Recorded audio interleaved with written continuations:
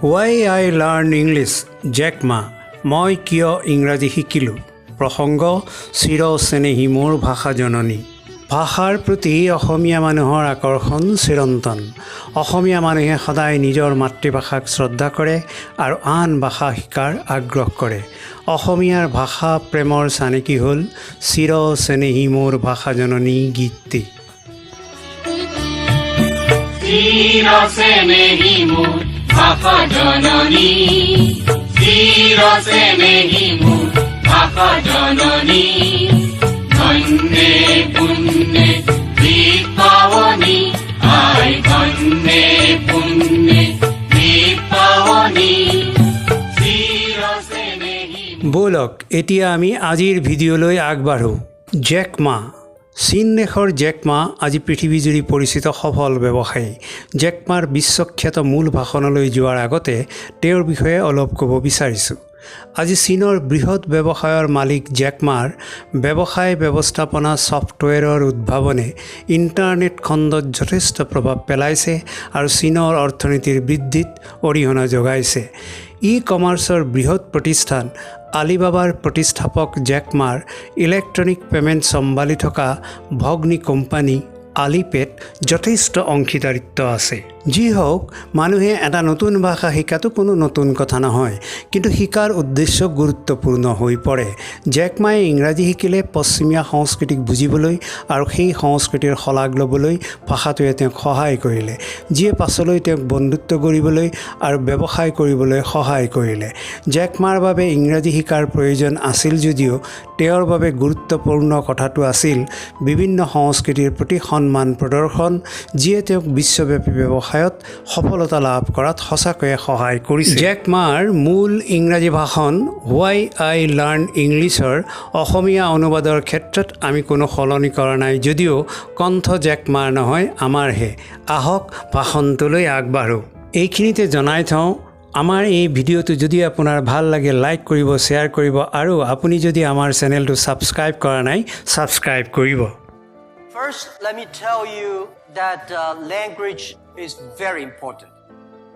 I was born in a normal family, and I'm not good at schooling. Of course, I tried to study hard, but as a boy, my school was not that good at that time. Why I learn English? Jack Ma. মই কিয় ইংৰাজী শিকিলোঁ? প্ৰথমতেই কওঁ, ভাষা অতি গুৰুত্বপূৰ্ণ।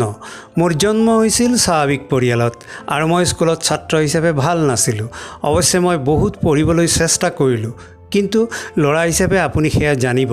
অৱশ্যে মোৰ স্কুলখনো সেই সময়ত ইমান ভাল নাছিল। গতিকে চাকৰি বিচাৰি, বিশ্ববিদ্যালয়ত যোগদান বিচাৰি বা ভাল স্কুলত যোগদান কৰাত মই বিফল হৈছিলোঁ, কিন্তু মই কেতিয়াও হাৰ নামানিলোঁ। এতিয়া আন এটা কথা কওঁ, ভাষা ইমানেই গুৰুত্বপূৰ্ণ যে ভাষাই মোক বহুত সহায় কৰিলে।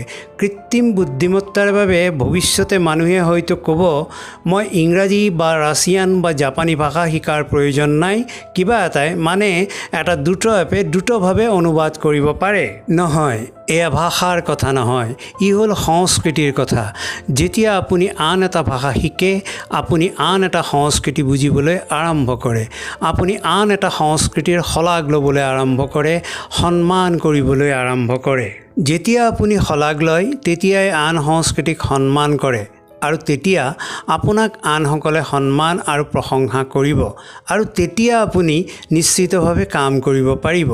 মই নিজেই মোৰ ইংৰাজী শিকিলোঁ যেতিয়া মই সৰু আছিলোঁ। চীনৰ বাহিৰত কেতিয়াও এদিনলৈ ইংৰাজীৰ প্ৰশিক্ষণৰ ক্লাছ লোৱা নাছিলোঁ, কিন্তু মই ভাবোঁ মই পাশ্চাত্য সংস্কৃতিক বহুত ভালকৈ বুজি পাওঁ বাহিৰত পঢ়া সেই চীনা ছাত্ৰ ছাত্ৰীসকলতকৈ। কাৰণ মই ভাষা শিকি থকা নাই, মই সংস্কৃতি শিকিছোঁ।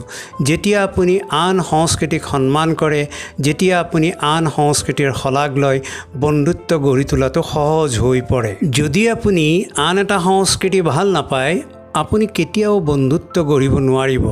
বন্ধু নাই যদি আপুনি কেনেকৈ ব্যৱসায় কৰিব পাৰিব?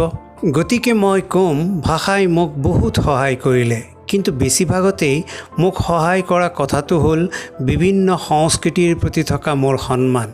যদি আপুনি কেৱল ভাল ইংৰাজী কয়, তাৰ অৰ্থ এইটো নহয় যে আপুনি বিশ্বব্যাপী ব্যৱসায় কৰিব পাৰিব। কথাটো শুদ্ধনে? মাও চেতুঙে ইংৰাজী ক'ব পৰা নাছিল, নিক্সনে চীনা ভাষা ক'ব পৰা নাছিল, কিন্তু এই দুয়োজনাই গ্ল'বেল ডিল কৰিলে। চীন আৰু আমেৰিকাই একেলগে কাম কৰাৰ কামটো কৰিলে। ই হৈছে দৃষ্টিভংগী, ই হৈছে আপোনাৰ বিশ্বাস। সেই বিশ্বাসটোৱেই পৃথিৱীখন সলনি কৰি দিব। যদি সকলো কাম অনুবাদকৰ লগত কৰিব লাগে, সেয়া কোনো ভাল কথা নহয়। অৱশ্যে কেতিয়াবা কৰিবলগীয়া হয়, নহয়নে? কিন্তু যদি আপুনি এটা ভাষা বুজিব পাৰে আৰু যোগাযোগ কৰিব পাৰে, আপোনাৰ বাবে আনৰ সৈতে যোগাযোগ কৰাটো সহজ হয়, বুজিবলৈ সহজ হয়, আৰু আপোনাকো আনে বুজিব পাৰিব। ধন্যবাদ। আৰু সদায় মনত ৰাখিব, আপুনি যিবোৰ কামত ভাল সেইবোৰত মনোনিৱেশ কৰক। আপুনি ভাল পোৱা বস্তুবোৰত মনোনিৱেশ কৰক। জেক মাৰ এই ভাষণটো শুনি আপুনি কি পালে মন্তব্যত জনাবলৈ অনুৰোধ কৰিলোঁ, যাতে ভাষণটোৰ বিষয়ে অধিক চৰ্চা হয়, অধিক আলোচনা হয়, আন দৰ্শকেও তাত ভাগ ল'ব পাৰে। ধন্যবাদ। जीत पाओनी, जीरो से नहीं